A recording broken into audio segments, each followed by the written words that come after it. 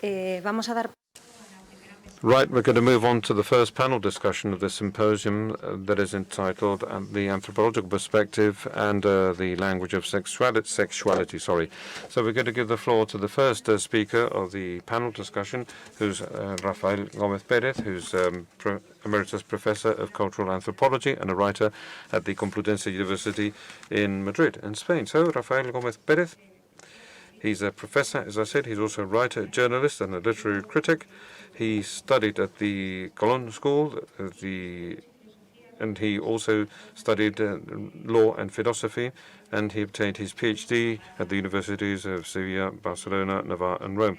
And since 1977 until 2000, he was a professor of cultural anthropology at the Colegio Universitario Cardenal Cisneros, in the framework of the Complutense University, and he also worked as a journalist in the Expansión newspaper as the head of the newsroom from 1986 until 2000. And he's also been a professor of literature and history and ethics at several schools in Madrid.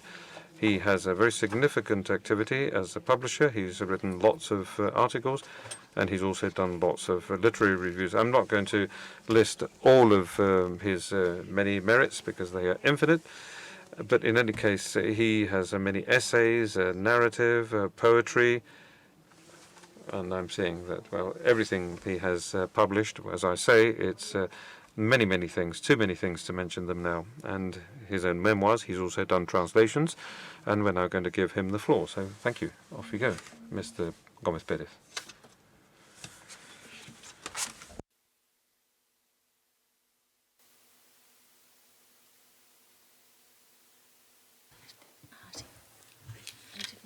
Muy buenas tardes. Hello, good afternoon. I had a written document that's sitting in front of me, but I practically never read anything, and if I do have a written text, I never follow it either. Because since I was a child and since I went to school, I hated going into the classroom. I couldn't put up with it. I was one of those students that didn't like going to class, although I did have very good school reports, of course. But when I became a teacher at the university, I always wanted those sessions not to look like classes, but rather as something that was relieving the professor and something in which the teacher was going to teach that is of relevance. Well, that's what I have here in writing, but I don't think that I'm going to stick to the text. And as I haven't got all that much time for this, I'll just touch upon the most important issues. But let's say that the fundamental idea at a conference like this that's going to deal with this issue of natural fertility awareness. And when this idea was put to me by Dr. Luis Chiva, I said to him, well, I had this thought, and well, there's something else that happens to me very frequently, and that is that inspiration for so many books and so many articles that I've written, well, this inspiration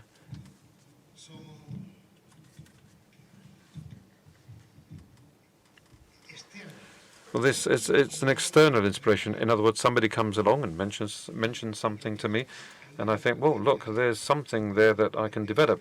And when I discovered the issue that was going to be discussed at this conference, I said, well, look, there's something I'd like to look into. Something that has to do with a true sexual gift. And any things of this kind have to do with whatever is individual. So, in other words, this is what you do to yourself or with yourself. And this is also, it also has to do with love, to the love you feel for yourself. So let's not forget that there's also the element of love thy neighbor as you love yourself. And the most important thing is showing respect for your own body, because if you are going to surrender your body, you have to surrender a respected body. And well, this I'm not sure if I have enough time to talk about this, but we have the theology of the body. But I think that here everything can be found here. But why is it so important? Why is it that this is so important? Why? Well, why is it that it's so important for me to love myself and to respect this body that I've been fortunate enough to have been given? Well, there is a reason, and this is something that we were mentioning, which is metaphysical. But of course, metaphysics, well, certain people that metaphysics is something esoteric. And, well, you know that there are these strange TV channels where you get somebody that teaches metaphysics. And metaphysics has to do with the answers to these questions that experimental sciences can never answer, because, well, they have nothing to do with their contents or nothing to do with their field or with their area. And one of the essential statements of metaphysics is that there are only individuals. In other words, that reality is individual.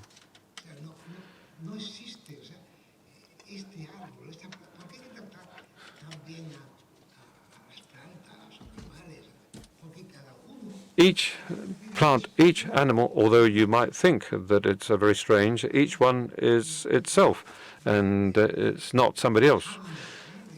So you can see that it's a sort of beehive, but each bee is its own individual bee. And, well, not to mention human beings that are intelligent and also loved by God. Each one is, not as a group, not as a country, and not as an entity. No, certainly not. Because Antonio Machado, the poet, has a very famous verse, a very short poem, and in that poem he said that nothing is lost. You say that nothing is lost.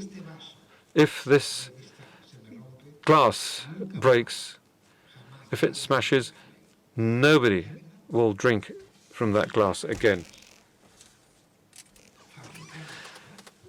Even manufactured things are unique, like a glass. Well, this even happens with inert objects too. So why shouldn't this also apply to human beings?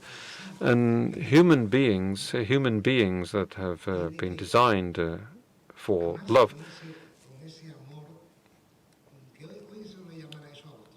And this is what nowadays some people call, I think, self-esteem.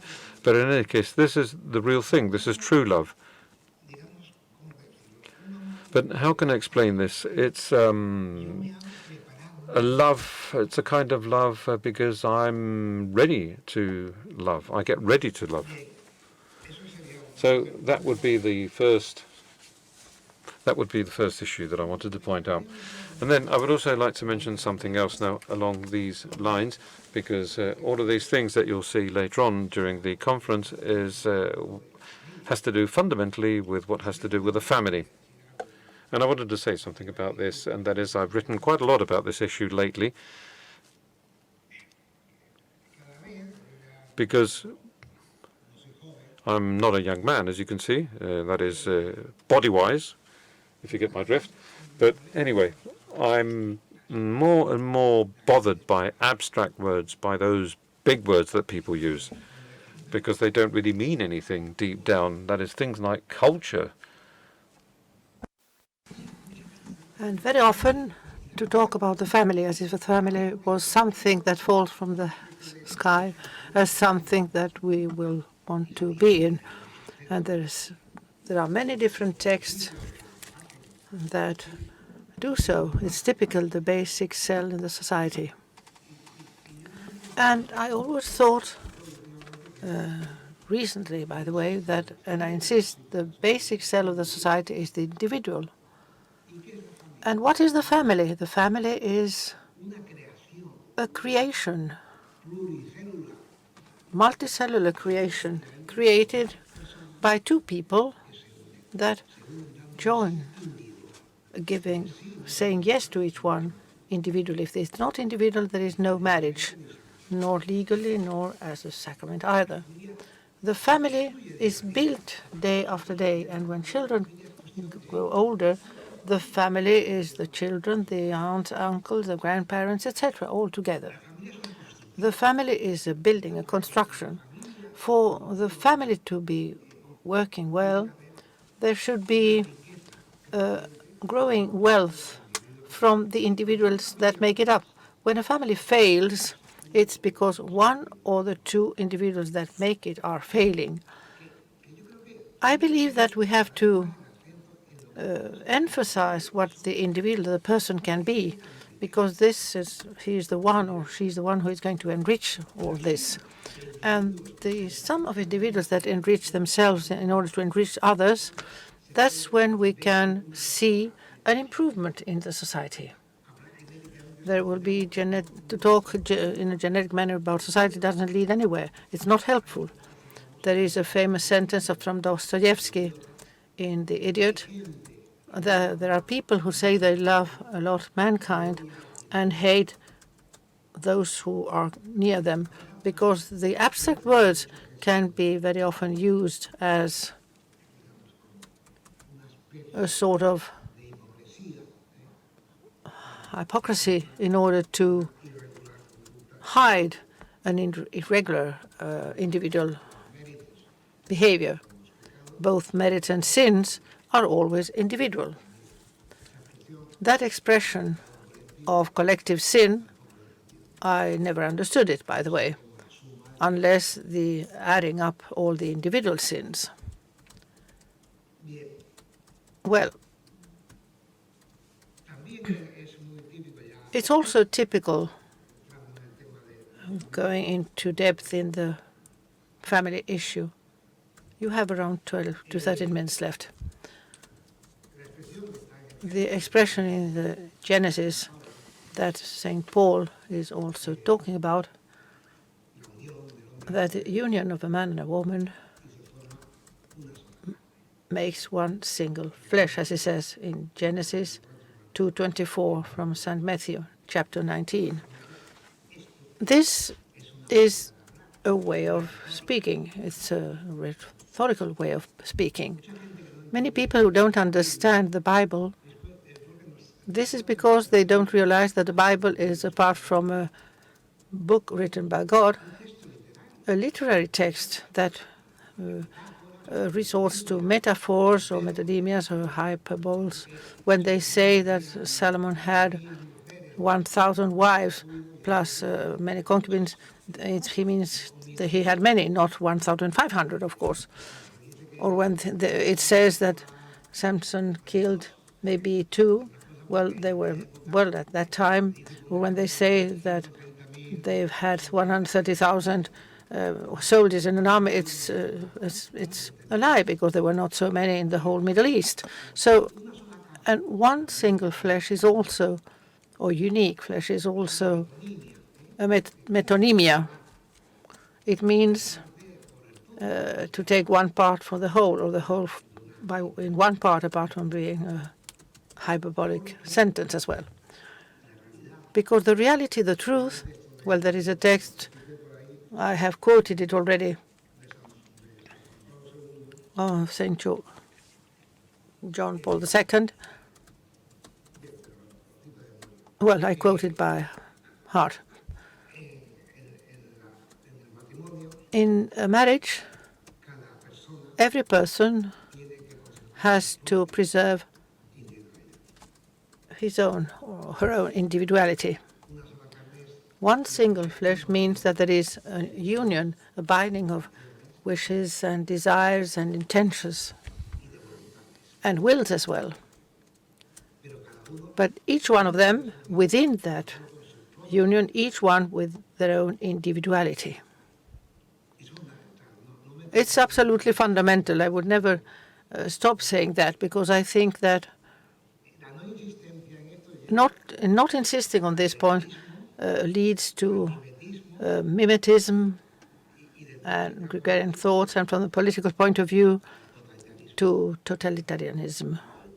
When the whole, where does it come from? The whole, the state is everything, is all the whole.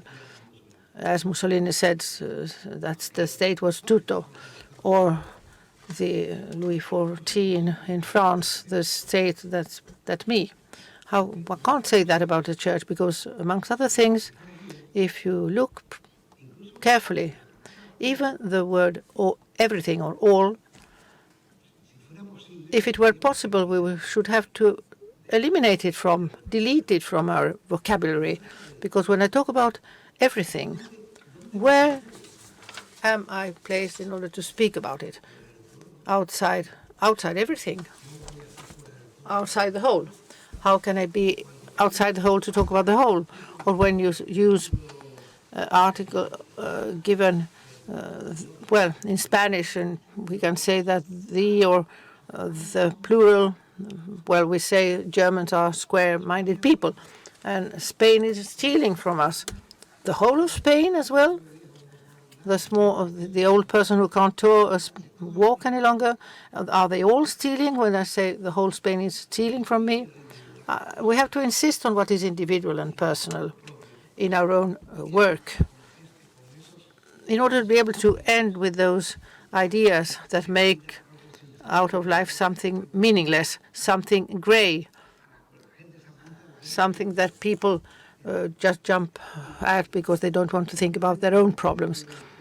And in my text, but we will be able to give it to you later, a very clear example of respecting our own body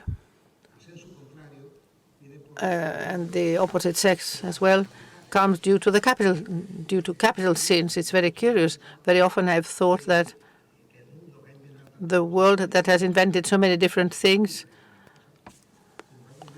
it has not invented any different sin out from the 7 sins. It seems that the world has been having those sins since ever.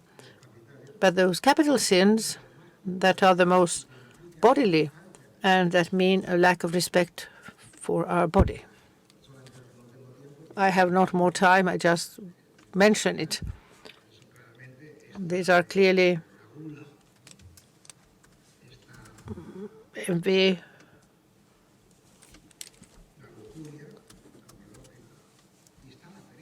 and when we are also laziness. Laziness is a curious vice. It consists in not allowing your own body to do everything it can do. And in that field, we would enter as well in the body's theology. And I just would like to quote that this is not something that is recent. The other day, by chance, I just heard in the New Atlantida some utopia announcing technological progress written by Francis Bacon in 1710. Francis Bacon is ahead of what the technological world is right now.